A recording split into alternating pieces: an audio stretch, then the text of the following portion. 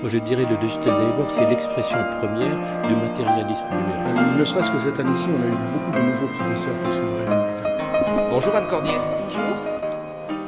Pourquoi les adultes fantasment-ils sur les addictions supposées des adolescents au numérique? Parce que les adultes fantasment peut-être de tout temps sur les pratiques adolescentes. En tout cas, c'est quand même quelque chose qui est récurrent dans l'histoire des pratiques culturelles, que d'avoir un clivage entre les pratiques effectives des adolescents et les discours qu'on tient à leurs propos, et notamment particulièrement les adultes.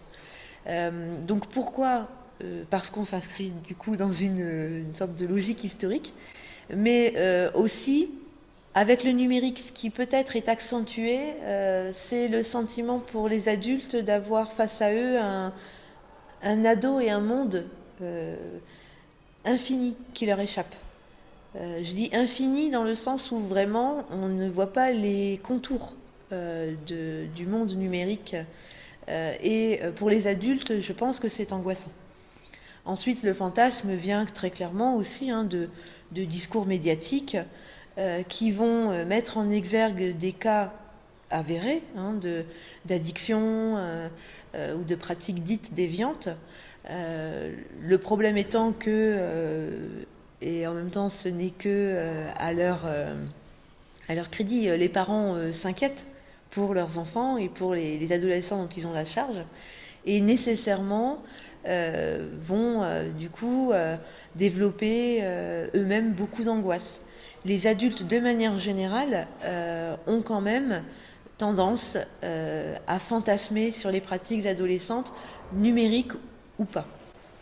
Pour ces mêmes adultes, Serge Tisseron affirme que le danger des réseaux sociaux s'apparente au danger que pouvaient constituer pour les parents de ces adolescents les terrains vagues d'antan. Vous en pensez quoi? La comparaison de Serge Tisseron est intéressante parce que le terrain vague, typiquement, c'est le territoire sans règles, c'est le territoire sans frontières et c'est aussi le territoire des excès. Mais par contre, j'aurais tendance à rajouter à chaque fois derrière prétendu. C'est-à-dire que prétendument, c'est un territoire sans règles. Prétendument, c'est un territoire sans frontières. C'est-à-dire qu'en réalité, les adultes craignent, pas tous, mais certains craignent le numérique et les pratiques numériques des adolescents parce que ces pratiques sont en grande partie invisibles, comme l'ont effectivement, et Serge Tisseron a raison sur la question du terrain vague, toujours été des pratiques adolescentes aussi. Et les adultes craignent parce que ce sont aussi des pratiques qui donnent le sentiment de ne pas être du tout régulées.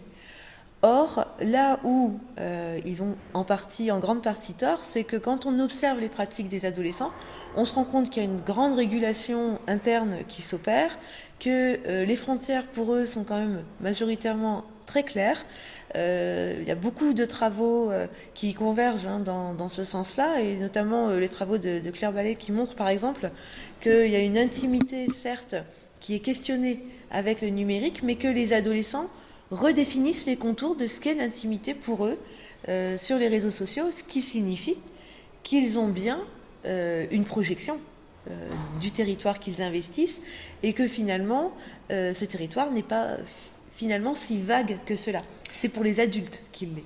Alors, si ce territoire est vague pour les adultes, Serge Tisseron ajoute « Ne soyez pas amis de vos enfants sur Facebook ». Vaste débat. Les parents peuvent être amis de leurs enfants sur Facebook. Leurs enfants créeront simplement un autre compte. Tout à fait.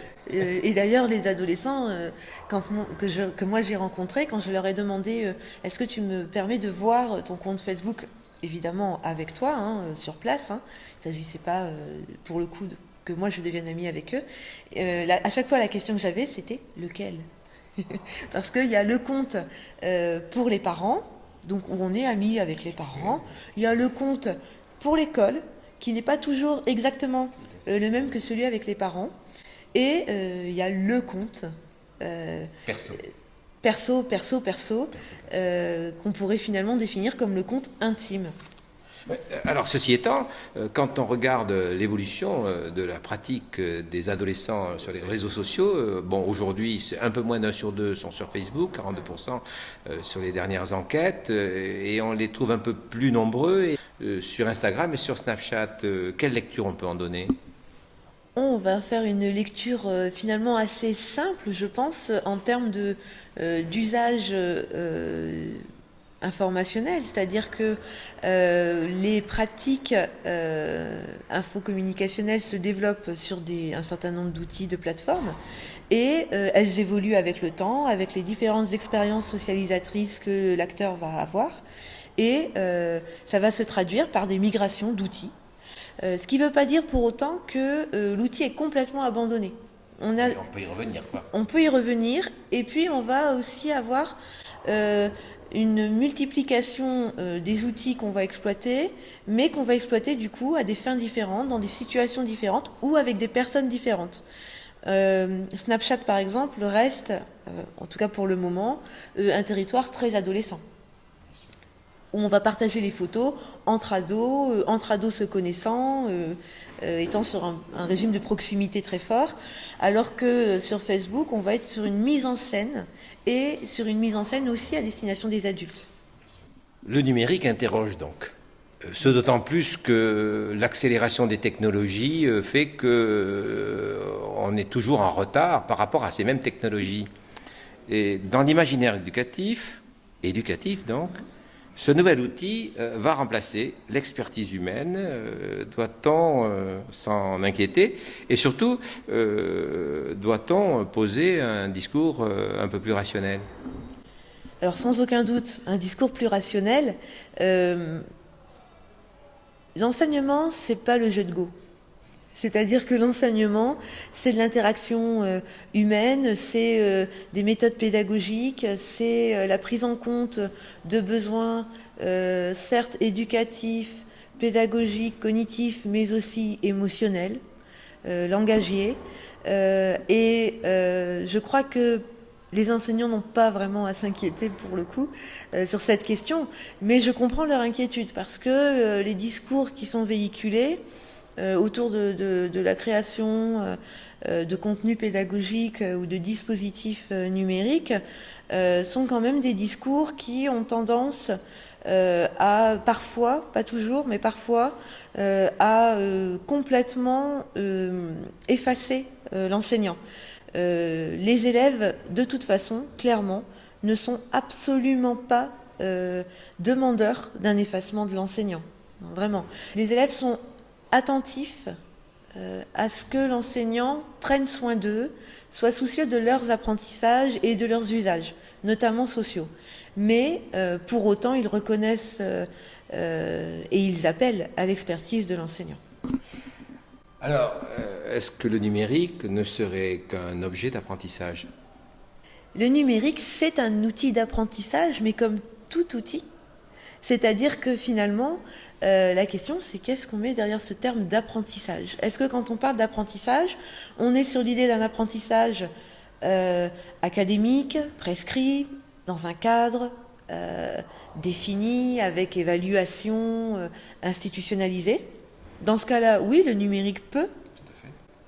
Mais Comme un autre objet. Comme un autre objet, et puis pas obligatoirement. C'est-à-dire qu'en même temps, le numérique, c'est avant tout un objet d'apprentissage informel, d'apprentissage de soi, de la socialisation, des différents réseaux d'interaction que je peux mettre en place ou exploiter à des fins de connaissance sur le monde, sur moi-même. Je crois qu'on oublie aussi ça, c'est-à-dire qu'on est toujours, quand on est face à un outil, dans l'idée qu'il faut qu'il serve à apprendre, mais dans l'idée forcément d'apprendre de manière académique. Et je crois que du coup, on néglige tous les apprentissages informels qui se développent. Moi, j'ai rencontré beaucoup d'adolescents qui appartiennent à différents types de communautés. Alors, il y a aussi ceux qui sont sur des groupes Facebook de loisirs plus ou moins avouables d'ailleurs pour leur génération. Une adolescente que, par exemple, j'ai rencontrée qui fait du tricot. Certes, c'est pas un apprentissage académiquement prescrit, Mais cette adolescente, elle développe à travers cette pratique à la fois un apprentissage de son loisir créatif, mais aussi, donc ses techniques, etc., mais aussi tout un apprentissage de comment je m'adresse à qui, dans quelles circonstances, comment aussi je vais techniquement pouvoir utiliser tel ou tel logiciel pour designer aussi ses patrons. C'est sa dernière découverte qu'elle a pu partager avec des membres de son groupe. Donc on est vraiment sur des apprentissages plus larges d'une vie sociale, apprentissages qui par contre sont transférables et convoqués dans la vie académique, entre guillemets. Alors, vous exercez à l'ESP de Rouen. Oui. Et en lien avec la question précédente, donc je vous posais la question simple. Alors, pourquoi apprendre le numérique par le numérique à l'ESP, si effectivement ça peut ne pas concerner directement les apprentissages académiques? Ah, mais on apprend à écrire et on apprend à lire, et finalement, après, mon élève va peut-être lire tout Dragon Ball, et effectivement, dans le cours de français, on va rarement faire appel à Dragon Ball. Enfin, voilà. Alors, plus précisément, pourquoi? Parce que ce sont ce qu'on appelle des technologies intellectuelles aussi, ces outils numériques, qui supposent aussi une prise de conscience de ce que Dominique Cardon, par exemple, appelle la boîte noire. Donc, c'est-à-dire tout ce qu'il y a derrière, tous ces algorithmes aussi qui sont Tout ce qu'il y a derrière faits à l'écran. nos dépens, tout ce qu'il y a derrière l'écran, qui conditionne nos comportements de navigation, qui conditionne nos traces, qui conditionne donc notre identité. Donc, ça me paraît essentiel. Pourquoi aussi? Parce que y a une culture médiatique qui, à mon avis, doit vraiment s'imposer. Alors, je préfère même parler de culture informationnelle, parce que c'est beaucoup plus large, englobant. Et cette culture de l'information, elle suppose que je comprenne les logiques de production de l'information, les logiques culturelles, économiques, politiques, qui vont sous-tendre la diffusion aussi de l'information sur Internet. Et là, pour le coup, on est dans des apprentissages qui, peu importe qu'ils servent directement ou non le cadre académique, même s'il me semble que construire un esprit éclairé, c'est très dans la mouvance quand même de l'école selon Condorcet, donc il me semble que ça correspond. Mais au-delà de même cela, je crois que ce que ces apprentissages d'une culture de l'information aussi favorisent, c'est une émancipation critique, consciente, de l'être humain, et dans toutes les différentes sphères qu'il va avoir à fréquenter et à explorer lors de sa vie, quels que soient les réseaux auxquels il va devoir faire appel. Donc essentiel pour les futurs enseignants, dont vous avez dit, et dont je partage tout à fait le point de vue, qui sont tout à fait utiles et nécessaires aux élèves. Bien sûr, alors c'est une évidence en fait. Je crois que on le sent encore plus peut-être aujourd'hui. De toute façon, les jeunes enseignants que j'ai en charge, par exemple, sont pleins de questionnements sur le numérique. Et eux-mêmes, qui pourtant appartiennent à cette fameuse génération, normalement, eux-mêmes me posent souvent des questions qui peuvent paraître naïves. On peut se dire... C'est étrange qu'ils ne sachent pas, mais parce qu'ils ont une pratique du numérique, ils ont des usages diversifiés. Pour autant, on ne leur a pas véritablement, tant que ça, appris à fouiller cette boîte noire, finalement. Et je crois que par contre, ils ont en charge un domaine qui est passionnant, qui les passionne, parce que je pense que... on a toujours eu en tête, quand on est devenu enseignant, enfin je veux dire, moi je suis devenue aussi enseignante pour ça, on a toujours en tête de créer du lien, de donner du sens social à ce qu'on fait, et on a toujours eu en tête de dire mais l'école c'est aussi une ouverture sur le monde, et prendre en charge le numérique comme objet d'enseignement-apprentissage, c'est développer une culture de l'information qui est partie prenante aujourd'hui d'une culture générale, convocable à travers la vie professionnelle, personnelle, et qui va permettre aussi finalement, alors je suis désolée de jouer sur ce titre, mais qui va vraiment permettre tout au long de la vie de grandir connecté. C'est vraiment, je pense, ce rôle essentiel que les enseignants ont et vont